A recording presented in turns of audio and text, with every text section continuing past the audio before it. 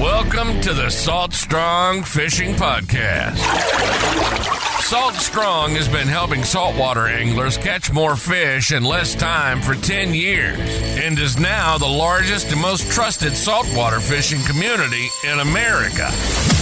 If you want to catch more saltwater fish, then keep listening. If you want to speed up your fish catching results even faster, then join the private insider community at saltstrong.com.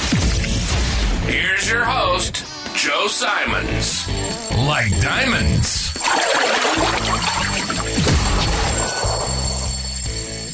I ditched my tackle bag of lures and ended up catching more fish. Hey everybody, Joe Simons, diamonds. And Luke Simons. Like diamonds. And no, this is not about throwing away all your lures. We still like lures. We sell lures.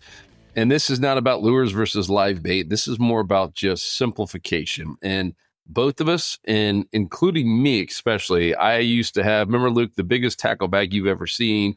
You and Dad used to make fun of me and say, hey, you got your hair spray and gel and all kinds of, just good old fashioned digs. And it's because I had so much. I was like this massive backpack and it took up so much room. And you guys are usually out fishing me just by keeping it simple. And then you went to a whole nother degree of doing tournament fishing and, against guides with real money on the line, and took this to what I would call simplification to its finest. And now even today, I know there's quite a few of you who fish with us over the years.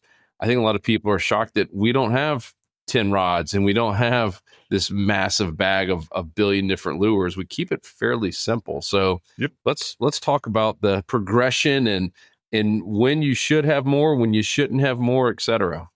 Yeah, so it really, one trigger point was just making fun of Joe. We're having that giant tackle bag that we all were tripping over in the boat. And it was frustrating, and it was just fun to make fun of him because he was catching the fewest amount of fish, yet he had the most lures. You do not want to be that guy. It's not good. You don't. But I had a cool little body bag and carry with it. Yeah, it looked real nice. Brought a nice stroller. Yep. I'm sure local tackle stores loved you, but and really, because I was that way too for many years before that. Like I was the one that would go out. I started with freshwater fishing. I would watch all the TV shows, and whatever they're using, I was getting, and down to the color.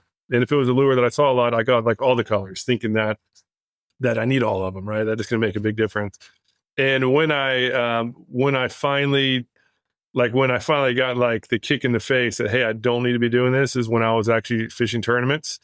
And we had a couple times, me and my buddy Nick were partners, and we were mostly only using like a handful of lures, not even a handful, just two. That's what we use most of the time.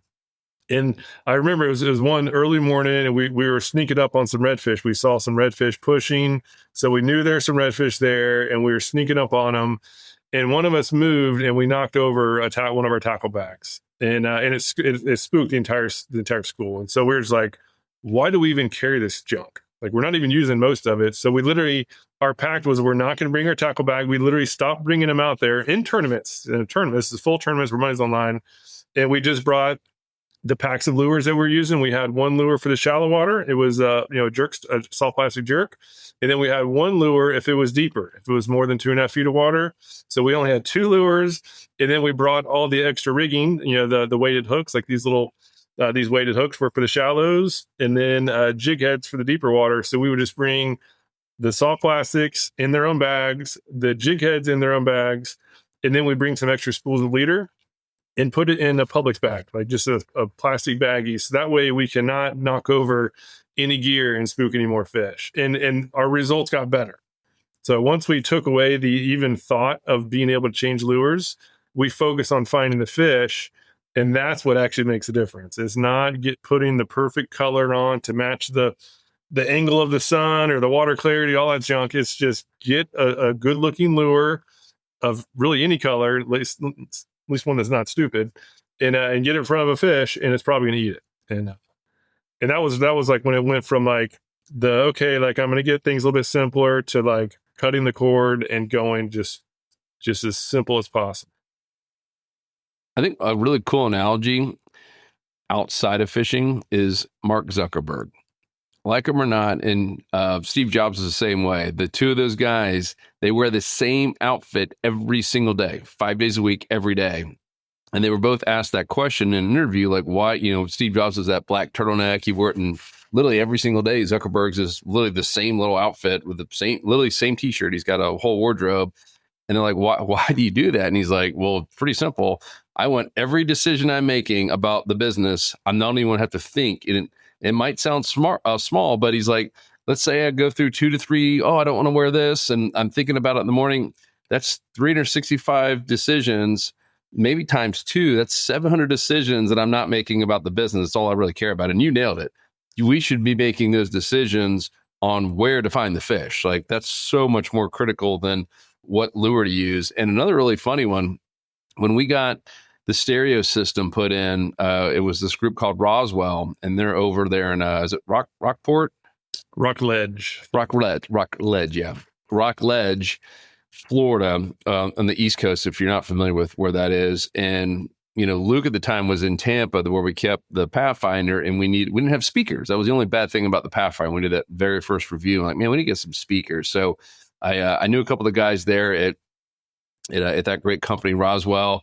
They're mostly in freshwater. They're the ones that put all those big speakers and amps and towers on all the ski nautiques, all those big wake boats and ski boats in the freshwater. And so we went to go pick up the boat, and they kind of told us last minute, like, hey, we're going to do a little little photo shoot, just kind of showing you guys off that we did your Saltstrong boat. Like, cool.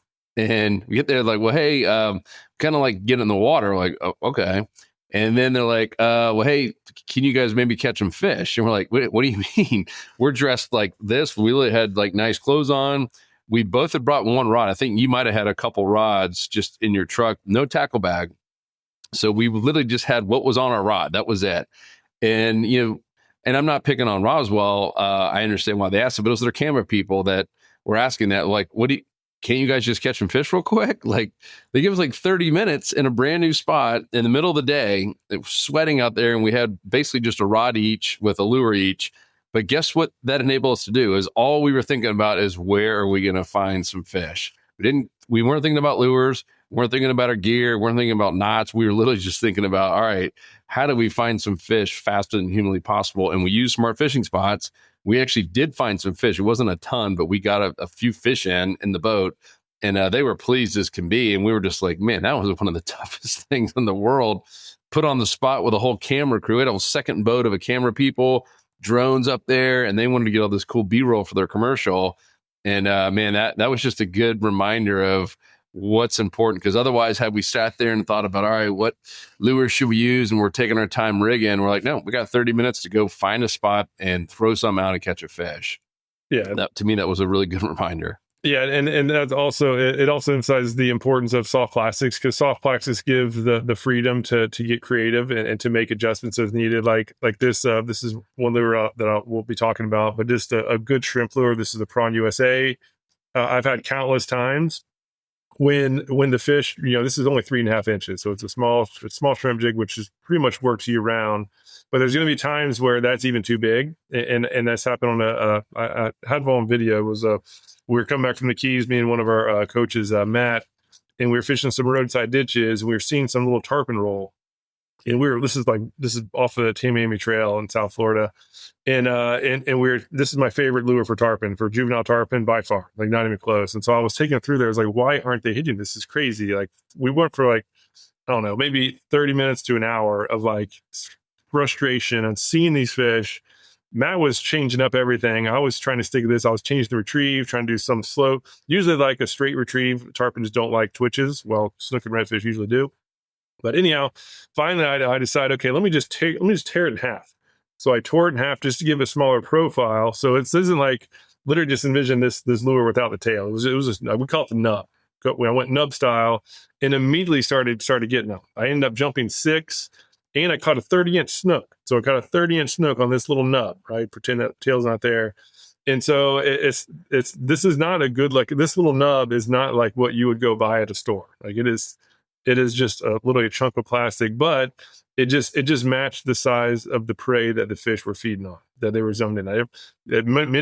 Most days they don't care if there's something that looks appetizing, they'll eat it.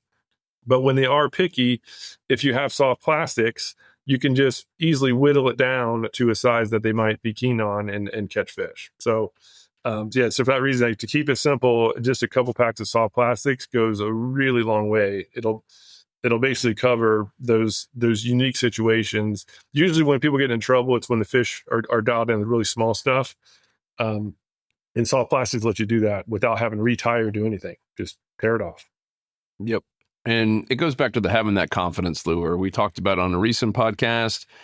One of the bigger mistakes that I made, and I see it with even some of my friends who are now getting into fishing or getting their kids into fishing, is they just buy everything. And we buy a lot of stuff, and we're going to talk about that. So if you're still listening and saying, I can't believe these guys say to keep it simple. Yeah, they had this whole tackle store of stuff. We're going to address that because that is important. And we buy a lot of stuff. Luke and I just bought some more hard baits yesterday, and we're talking about soft plastics.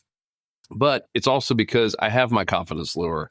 I still use that as my go-to, but I still like to try some other things.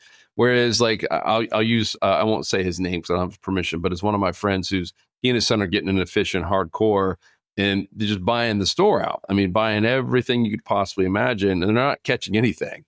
And it's because they keep thinking, well, man, it's not, this isn't working, so it's got to be this. Oh, it's got to be this. And they bought fly rods. I'm like, you guys haven't even caught any fish with a normal spinning reel. Let's do that first before we start getting the fly fish. And that's a whole other thing. But in their minds, like, that was the problem, is they didn't have the right tackles. Like, let's focus on finding the spots. So, got them an insider membership now, and they're understanding. Just going through the fishing school, I think for so many people, it's a big aha moment, the whole 90-10 zone, right? Oh, whoa. Only 10% of the area holds like all the fish. And it's like, yeah, like even docks. I'm looking at docks right now out here. In general, if you got 10 docks, one of them is going to hold the majority of the fish. And as soon as you start understanding that, you're like, whoa, I just assumed I could hit any dock and there's just going to be fish underneath there. And that's not necessarily true. And so I do think there is a time to try new stuff. And we encourage you to. And even if I didn't, I know you would, because fishermen in general, we love to try new stuff. But especially if you're just beginning, and or if you're in a slump, which we talked about, I think it was 2 episodes ago, like how to get out of those slumps. Golly, simplify it. Go out with nothing but that one pack of lures that you have the most confidence in. Maybe a jig head or 2 different sizes. Luke mentioned, cutting tails off if they're hitting something small, maybe using a Haas Helix and going weedless if you're in some weeds. But man, there's something powerful about it. It's so it's so counterintuitive, right, Luke? Because I think you even see the bass guys and you just think, oh man, the more I have, the more fish I'm going to catch, or the more opportunities. But it's proven to be not true time and time and time again. Yeah, and we. I use a lot of lures now, but I have these 2 basics. They're always my get out of skunk free place. I'd never go fishing without them. The other lures, like we have some new ones like the Wake Mullet. These are, and especially a lot of the bigger hard plugs. I love using hard plugs, especially during the twilights when the fish are feeding, simply because they cast farther. I'm gonna do a controlled experiment on how much farther they cast, but I'm just seeing it on the water, they're probably 20 to 30, maybe 40% farther in some cases, like a 4-inch hard plug, like the Skinny Lipper, versus a 4-inch swim bait for that both cover shallow water. The plug, especially the Skinny Lipper, has that weight that shifts back. It's a dart. Like it is no comparison. And it's basically whoever can cover the most water when the fish are active with a lure that is at least good, right? You're going to catch more fish than a lure that's great, but you can only cast at 30 feet. So granted, these great soft plastics, you can cast farther than that, but just to help maximize overall water coverage, that's when I start going away from these core essentials. And I'm calling them core essentials because we actually have them on Fish Strong as a bundle. It's called the Inshore Slammer Core Essentials. It's this 2.0 paddle tail, 3.5-inch paddle tail. This thing's amazing. Has caught more species than anything else. We were tracking for a while with our members, and it was over 100. So 100 different species all around the world.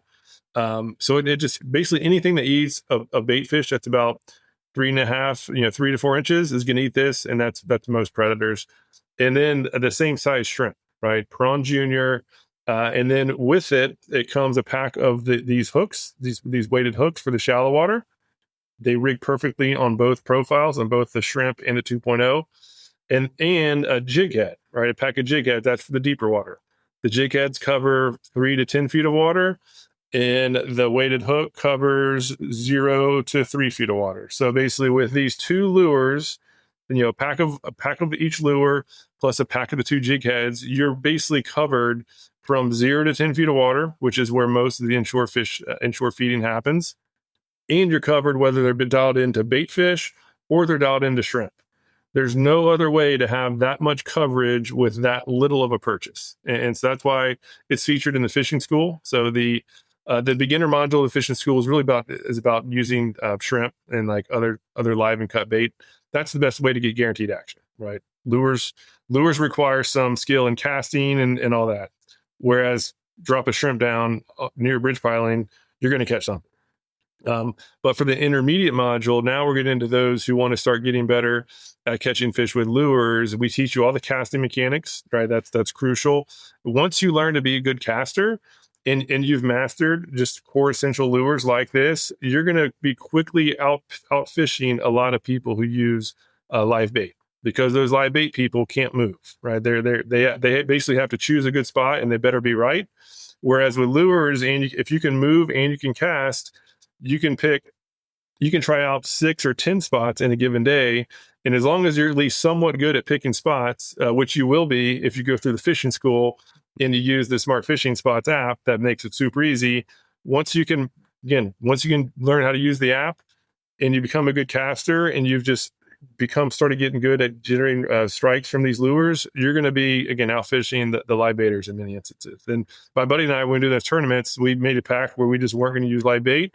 And we were profitable in some of the tournaments. We actually won, but we were profitable going against, profitable using 2 lures, mind you, going against people who are using, like, experienced anglers who are using some of the best live bait out there. Even some guides. There's like usually 3 to 4 guide boats in those tournaments. So you do not need a bunch of lures. Long story short, they are helpful. Like if you want to start weeding out some of the smaller fish, or starting to, like, if you really have to get a redfish, they do have a little bit different preferences in some instances. But yeah, for many years, I think almost all of us have overspent when we're kind of learning the ropes, whereas we should have just focused on learning fish behavior and just gotten a couple lures. Right? Get a couple lures to start out.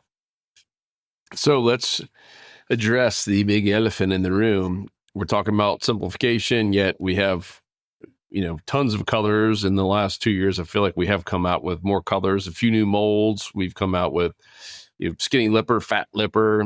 We got more things that we're constantly testing and working on that we can't talk about just yet. So if I were sitting there as an audience member, I'd be like, all right, well, you guys say this, but yet you're presenting this. Why do we have so many options in the store? Well, it's fun. We have members ask for it. So we have a lot of members who swear they just have confidence in a color that we don't carry from their brands, and we have more people ask for it. Okay, might as well do it, and it's just fun. It's fun to test colors, and we are getting data. So we have the community, and so when basically every month we do a tackle tester program where we come out with either a new color that has been requested or a new lure that we've been working on, like this wake mullet was a recent one. And again, it's just basically getting more nitpicky it's really for the intermediate and advanced anglers who have already mastered the core essentials. So for newbies, I don't recommend getting a lot of these testing and bunch of colors. If you're new and you're getting new to lures, just get these 2. Get that bundle I was talking about, the 2.0 and the Prawn USA Junior. You're welcome to get fancy with colors. It's really whatever you're most confident in is usually we're going to catch the most fish with. As far as what I use personally and what is by far the most popular, Slam Shady on the 2.0. This is the white with some silver and gold flake. It basically takes on the color of the water, which is what the bait fish naturally do. Hard to go wrong there. And then for shrimp, just the natural, right? Best way to mimic a shrimp is to make it the same colors as shrimp. And so yeah, this is basically these are the 2 that I always have that are my skunk busters. Where I start out with the more advanced lures because these do catch a lot of smaller. They catch a lot of big fish too, but they do catch a lot of the smaller fish. I'm generally trying to weed out the smaller ones, so I'm using the 4 and 5 inch plugs for most of the season. But when the bite's tough, it's usually smaller. It gets the job done. And again, I always have the core essentials. So if you're just now getting started and you just want to make sure you catch as many fish as possible, you're not trying to weed out the smaller ones yet, get the core essentials, get comfortable on generating strikes with both of them. We teach you how to do all of it. We teach you how to do all the rigging for the shallow water and for the deeper water as well. And then once you're comfortable doing that, then you can start experimenting with the other ones, and then you can start seeing the difference on your average catch size. You can see it go up as you use the bigger lures in most cases. But again, keep it simple starting out. And then for the more advanced people, now you can start perfecting your craft. And again, some waters, there are going to be times when fish will prefer a specific color under certain conditions. It's rare for a beginner. It's not even worth worrying about. But for the advanced people who are like tournament fishing, you're having to get like a top slot fish. Those are the ones who actually should start doing some color experimentation, and more importantly, profile experimentation. Yep. Yeah, you nailed it. That's it. And I would say that what Luke just said is not so much just based on beginner or advanced. It's what are your goals, right? I don't call myself a beginner, but I also have very limited time when I hit the water with 3 kids and running this company and kids now in sports and just all the craziness. When I go out, yeah, it'd be cool if I caught really big fish. I just want to catch a ton of fish, and hopefully there's some big ones in there. And I'm guessing that's probably the majority of people, like the majority of weekend warriors. You just don't want to get skunked, right? You want to have a ton of tight lines. Yeah, if you catch a PB, heck yeah, even better day. But me personally, I know Luke's been a little bit different, and you had a little bit more leeway the past few years with being kid free and living on the water. Where Luke was to the point like, hey man, I'm tired of just catching a bunch of fish. I want to go catch some really, really big fish, and it's a different mindset. But regardless, those lures he just showed will work, and they've worked everywhere. We had Pat, one of our coaches. He went in an RV, he and his wife, for a little over a year, like a year and a half, just to prove it, and literally took those same lures. If you watch the videos, he used those, and he did some experiments, of course, along the way. But those are the core lures he was using. The Slam Shady 2.0 and the prawn, and he started in Texas and literally lived in an RV and traveled all the way around the Gulf up to Virginia and fished every major city there and documented the whole thing. And he caught fish everywhere, just doing that and using the Smart Fishing Spots app and using the same system and the same teachings that we've been teaching, all of our now 60,000 plus members. So, and you can get all that stuff at fishdrawn.com. It's the only place you can get it, actually. We do license the name, so we own Slam Shady. It's something that we created, and so Z-Man does license that from us. I think a few people have asked, I saw Slam Shady at Bass Pro Shops, and that would be just under the Z-Man paddle tails and maybe a couple others. So that's kind of how that works. Yeah, and Slam Shady, that's the color. That's the color profile that I was talking about, where it's a white base with which is the most popular color of all. But we added some silver and gold flash that people were debating whether silver just enough, not too much. Yeah, just a little bit, because it basically gives the base and then adds a little bit of flash just to help make sure that it stands out. But you just another benefit of, and really the core premise is it's better to be great at a small amount of lures. We'll just stick with 2 because that's the core. It's better to be great at 2 lures than to be good at working a whole tackle store, because that's usually. It's usually a small little twitch or just a small change of the retrieve that'll trigger the strike. And when you make yourself keep using a lure until you catch fish, you're going to be testing out the different retrieves, and you're going to see how in different situations the retrieve tempo is going to be a much bigger deal than any sort of color change or any of that stuff. And once you get good at triggering those strikes, you can start applying that to other types of fishing. One example is this shrimp lure. This is basically my core essentials that ends up catching the biggest fish in many instances. So I spend a lot of time using these shrimp jigs, and specifically in deeper water near structure. We have some rigging for it. It's not this one, but it's more like this. It's called the weedless round eye. We also have the weedless football, but it's basically a unique style of rigging where you can cover deep structure without getting snagged while still having good hookup ratio. So I took these prawn lures offshore, like way offshore. We went over 100 miles out. We have chapters in the presence of the chapters. I think it was like 25 people. Mm-hmm. Yes, we had 25 chapters. I think now it's over 27.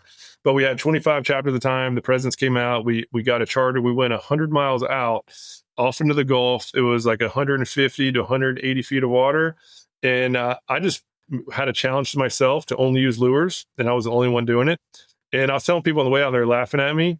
But I just took these shrimp lures, the ones that I know, like, and trust. I know if I can get it down in front of some fish and give the retrieve that generates strikes in shallower water, that if the fish eat shrimp, they're probably going to hit it.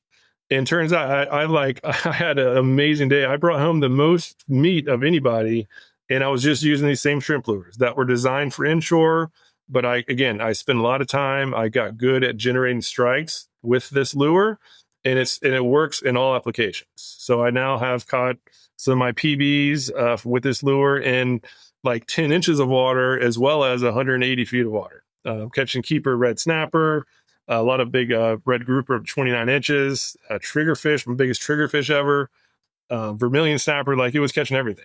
And it was just because I was just comfortable using it. I knew how to generate strikes. And as long as there's fish down there that feed on shrimp, I automatically know that I'll be able to get some to hit, because I put in the time on getting great at one lure.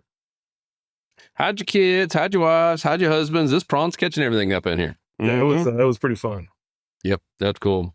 Well, yes, that's it. We wanted to keep this one a little bit shorter, just because belabor it all day long. We've talked about it before, but we continue to see people who do struggle and are like, "What are you using?" Like, "Oh, I tried this, and this." Like, keep it simple. Keep it simple. Another couple updates. I kind of teased it earlier. We do have some new things coming in the next couple of months on the tackle side of things, some surprises, and a lot of really big news coming with smart fishing spots, including a fish identifier. I guess as much as I can say, it goes way deeper than that. But this is next level, something I have not seen out there yet. We've been working this for a while. And so just imagine now having your Smart Fishing Spots app and being able to take a picture of the fish right there, before you release them, or if you kept them at the dock or whatever, and it tells you exactly what fish it is, tells you the regulations based on where you are. I mean, how cool is that? And then can even go right into your catch log, all right then and there. Boom, done skis. And so we got a lot of cool stuff happening. And because of that, we have a few other things as well we're working on for a few guys, for our members. We're taking a couple weeks off, and Luke and I both have some travel and some filming. So a couple weeks off in terms of the podcast. So just know, if you don't see the podcast there and the next couple weeks, know that's happened, but we'll be right back after that, like nothing changed. And hopefully, yeah, by then we'll be able to relay some of the big exciting news. So I'm pumped. Yep. Yeah. Also, one last thing, because we get the question a lot, is, hey, what about angler clips? Do you like those? And not just angler clips, but any of those clips that allow for like quick lure changes. If you're using those, it probably means that you're switching lures too much. So that's what I recommend. Again, keep it simple. I take 2 rods, one shallow, one deep, right? One with the weighted hook, one with the jig head, and that's it. And then if I want to change from a 2.0 to the prawn, then I'll just switch it. I don't have to retie it, just change the lure. So keep it simple. As long as you can tie knots, it's best to retie. Make sure that your line is perfect, that there's no frays. If you're hitting bottom, which hopefully you are. Luke froze up there, assuming it was him. What's that? Yeah, you froze up there for a second. But yeah, it's crucial just to go ahead and just tie it. Use a loop knot. Learn the knots of the loop knot. It gives these lures the best action. You want it on the bottom, which means you need to be retying fairly often. Just and checking your line to make sure there's no frays, because as you do this, you're going to be hooking up to some nice fish, and nothing worse than losing a trophy fish due to having a nick in your line that you didn't see. So. Mm-hmm. No need for the clips. Cool. All right. So all the tackle at fishstrong.com. Insider members get 20% off or more on everything, or almost everything there in the store. There's a couple of small exceptions. And then if you're not a member, what the heck you waiting on? Someone to take you by the hand, show you where to fish, and guarantee you catch more fish and save money on your tackle and meet some cool people. We have these chapters now, as Luke kind of teased earlier, that are meeting every month and getting awesome guest speakers and doing fun things and little tournaments. and cleanups on beaches and estuaries. Man, just such a great organization. Come join us and the 60,000 plus other members. That's all at saltstrong.com. You current members, thank you guys so much. We appreciate you big time. We can't do it without you. And we'll talk to you on the next episode in a couple of weeks. Cool. We out. Peace. See you. Want more fishing tips, shortcuts, and tools so you can catch more fish per trip? Then head over to saltstrong.com now and join the movement. Tight lines, and thanks for listening.